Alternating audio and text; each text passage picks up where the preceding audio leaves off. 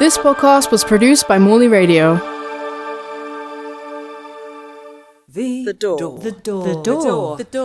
door. Today on the Door History Podcast, we open the door on women who've lived in one particular street in South London in the 19th and early 20th centuries.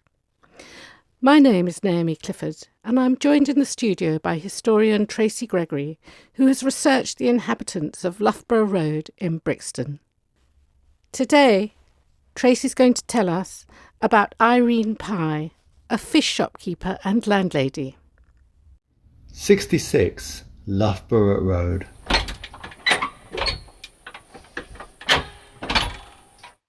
Irene Pye, fishmonger and landlady, 66 Loughborough Road.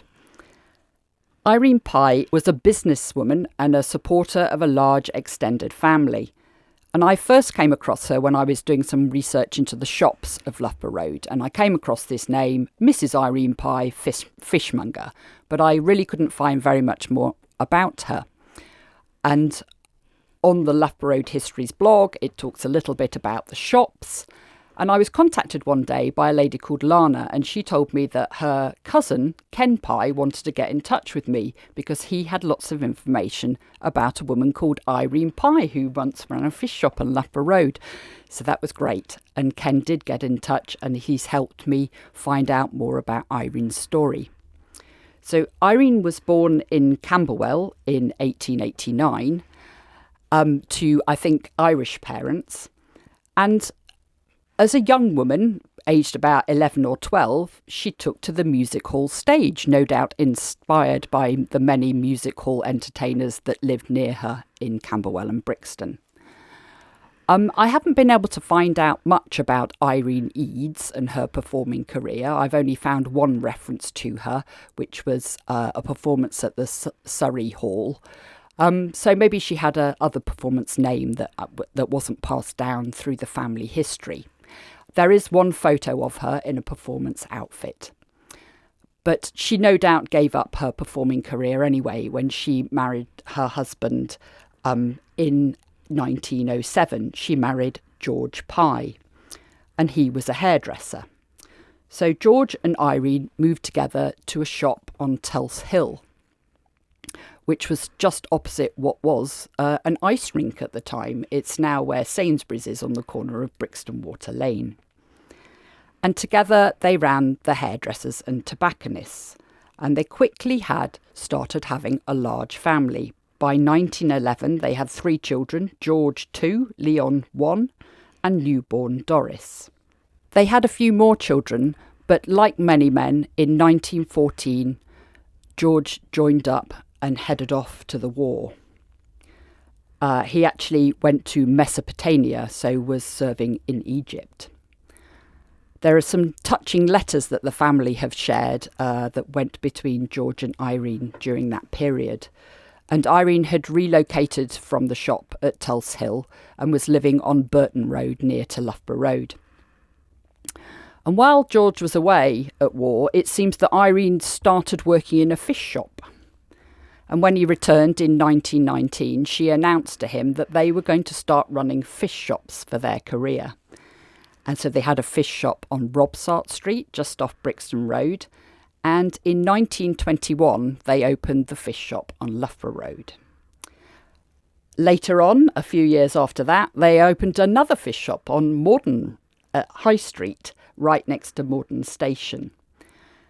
And so Irene, I think it's really interesting that even though she was working alongside her husband and other male members of the family, the business was always registered in her name, Mrs. Irene Pye, fishmonger. But not only did she have her own large family, I think she had 8 children in all, but they also had members of the extended family move in. So George's father, Irene's father, moved into the house, George's brother and his wife.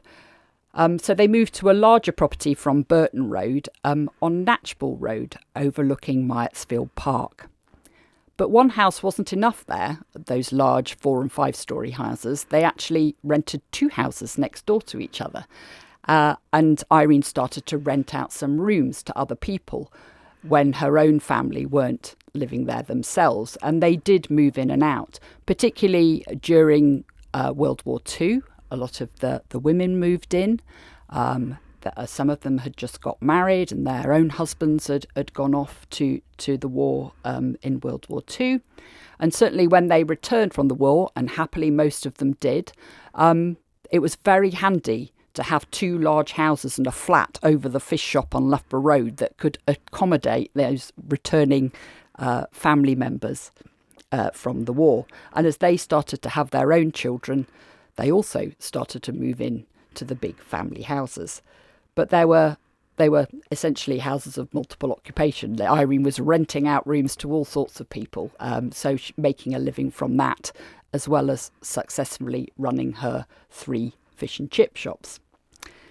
They had started out as wet and dry fish shops, selling fresh fish and fried fish.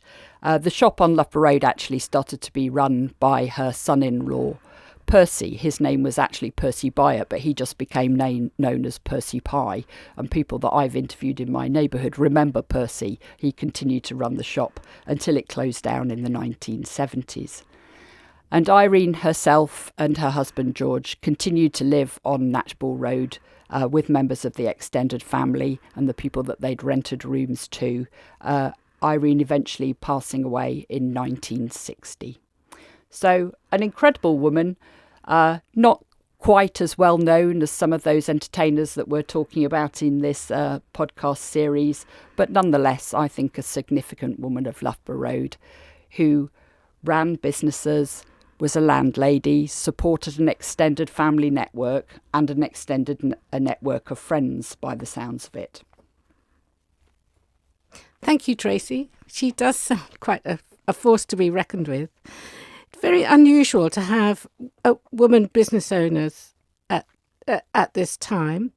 I'm wondering whether it's because the business was quite self-sufficient and didn't need credit or anything of that nature, so she wouldn't have had many dealings with the bank. Do you think that's fair?